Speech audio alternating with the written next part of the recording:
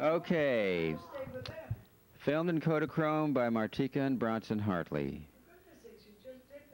It's being done again because we're recording all over it. This is the car called Beastly, the Hillman station wagon. It's loaded with 2 cans of everything from the supermarket. It is now on a sling, on a sort of a jitney, and there are 2 or 3 men standing on the back of the jitney trying to make it keep from upending. He was born at daybreak that morning. Yeah. Mother has... A nurse will do years. Mother has her knee tied. That's the ignition key of this camel turned off. The knee is doubled up and tied with a sash. No. Not exact, no, into Beni Abbas. This is where we met the caravan earlier in the day, and we gave them water, and they bit the necks of the bottles off and drank the water. Then we drove on to town, and when we got to town, the camels spotted the same iron camel that had the smoke coming out the back, and they went into a panic. Okay, Tarhit it is. And the camels are in a total panic. One's going to jump right over the camera.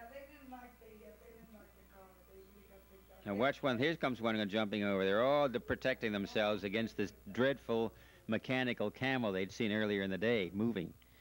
You saw? Yes, yes. Okay, we always learned to stop the car. Whenever we saw a caravan, we'd stop the car immediately so they'd think we were a house, not a mechanical camel. Get the picture? Yeah, I guess so. Right continent. Now, that's the color that the dunes were when the film is in proper exposure. The dunes truly were orange, because we peeled an orange and threw the orange peel on the sand, and it just about matched. This is early in the morning after we spent the night behind that bush, and we set traps for the fennecs and didn't catch anything. And Jasmine was being brought back to camp to being loaded with cameras and blankets and equipment. And Jasmine used to mumble and groan as we told her to stand up. When they say the last straw that broke the camel's back is not true, Jasmine had more to say about it than we did. Watch Martika giving Jasmine hell. Watch this. Watch this. Come on, girl. Get it. Go. Still giving instructions. I'm running after Fennec. Yeah, she saw one. I'm running after a fox. And the fox can run faster than the wind. And Mohammed turned to me and tapped his temple with his finger, saying, "Your wife is crazy." Now I'm going to try to find my demented wife, who has run over the dunes until she fell from exhaustion. And somewhere we'll find her. I don't know where we'll find her, but she's somewhere over the next dune, maybe demented from the sun. Yes, demented from the sun. She's pushing the sand on the dune to make a landslide. The sand has been piled up by the wind to such an extent that the least little bit of disturbance starts a landslide which looks like water flowing. Aha. Late in the afternoon. That's when we ran out of film. Look at that. That's when we ran out of film. Why don't we stop it and wait until Christopher gets the music together? No, don't stop it. He's all right. There wants to be Arabic music here. This is Martika driving through a river, a salt river. She finally made it to drive. I stayed behind and took the movie of her getting through the river. But solid salt. The salt deposits are all over the Sahara. Sarasuk, this was really a terrific place where we bought the brass pieces and finally had to turn them back.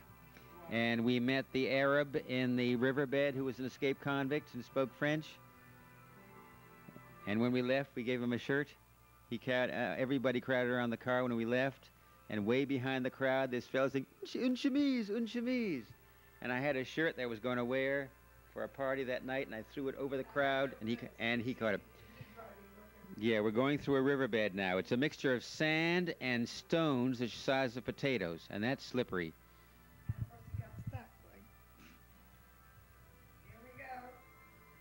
Wait till you see us getting out of this river, or it's the next river we're getting out of. There's no way I would do this, right? While I'm taking the movie. Daddy, this is No, this is the one where Martika was left with a tripod. When I got back, she was crying, wailing. She thought maybe I was taking my chance to run, leave her in the desert to die.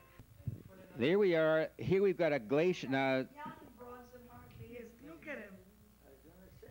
Isn't he a young kid? Look at him, he's just like a kid. That's me hitting him with. now, yes, we're washing in a mountain stream. When you dipped your hands in the water, it felt as though somebody had chopped both hands off with a machete. It was that cold. I am now suggesting we do some helmet diving. I haven't got underwear that big, Chris. No way, no way. That underwear was built by Omar, the tent maker. So I suggested a bit of underwater wonderland. Underwater Wonderland, taken on the Bahamas Coral Reefs by Bronson Hartley. Here my wife Harriet welcomes 20 passengers on board motor vessel Pied Piper to go out to Athol Island and walk on the bottom of the sea among the coral reefs. Harriet shows you that the helmet is not airtight around your shoulders. It is open at the bottom and she can reach into the helmet and comb her hair and take off her glasses. Now our son Greg shows you what he can do in his diving helmet. No hair combing for Greg. He has better things to do.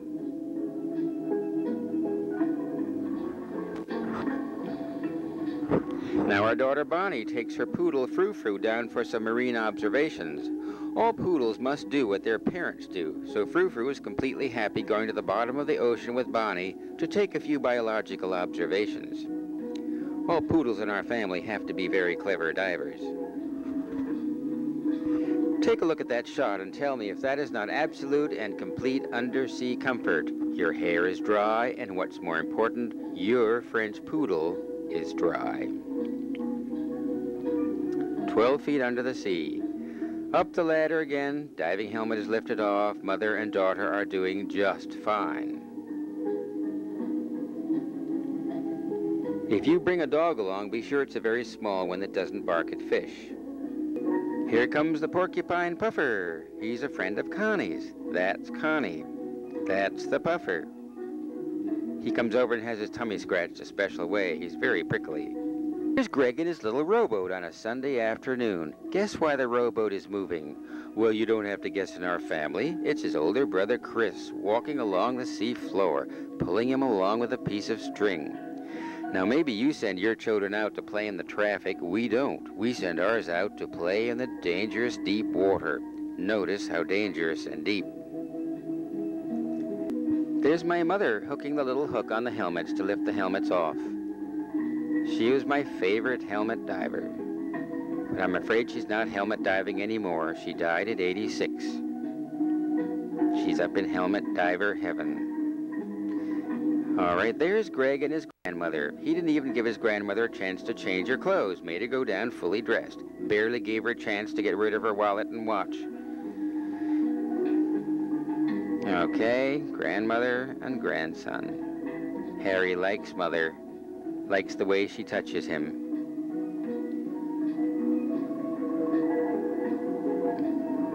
Two good friends.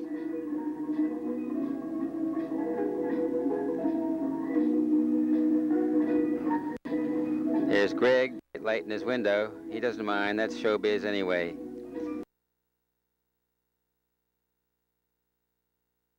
Now we're going to do that. Yep. Right. Yep, right straight in the eye. Dolphin. Yep.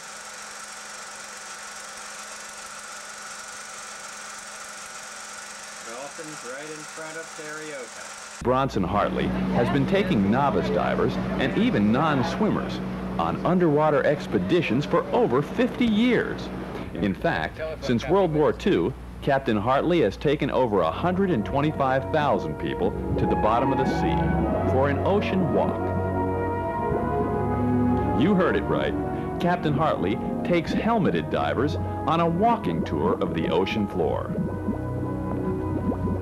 Twice a day, he loads up the Pied Piper with passengers that hail from countries as far away as Japan and heads out to the reef.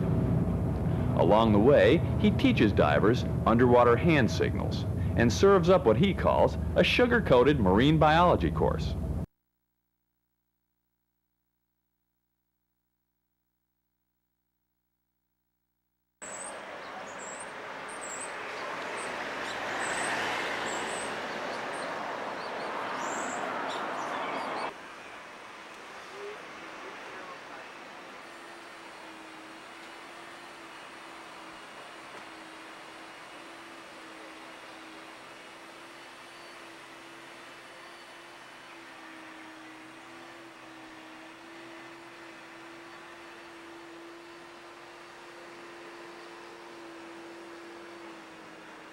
in their 30s.